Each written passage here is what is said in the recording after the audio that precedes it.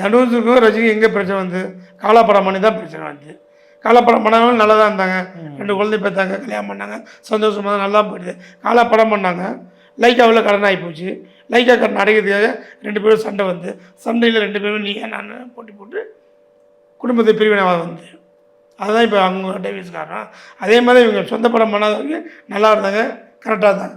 சொந்த படம் பண்ண ஆரம்பித்தாங்க, குடுக்கல் வாங்கல் பிரச்சனை வந்தது. அது எப்போ வந்து ரவி மாட்டினா அப்படி ரவி வளர்ந்து வர ஸ்டேஜில் வந்து இவங்க ரவியை வந்து வச்சு சொந்த படம் பண்ணி ஓன் படத்தை ஆரம்பித்து ரவியோட வளர்ச்சியை ஃபுல்லாகவே கெடுத்து ரவி வந்து இன்றைக்கி வில்லனாக போயிட்டார். அது காரணம் இந்த அம்மா தானே. ரவியுடைய வளர்ச்சி கெடுத்தது காரணம் ஆமாம்மா, முழுக்க அந்த அம்மா தான். அதெல்லாம் டவுட்டே கிடையாது. இல்லை விஜயகுமாரும் அம்மாவும் தான். பட் ரவிக்கு அவங்க ஃபேமிலின்னு சப்போர்ட் எதுவுமே வரலையா? அவங்க அண்ணன் டேரக்டராக இருக்காரு, அப்பா அவங்க சைடு ஃபேமிலி சப்போர்ட்டாக இவங்க விட்டால் தான் வருவாங்க இந்த பக்கம். அவங்க ஃபேமிலி சப்போர்ட் தான். இல்லை இப்போ தனி ஒரு 2 பண்ண ஆசைப்பட்டாங்க, பண்ண முடியல.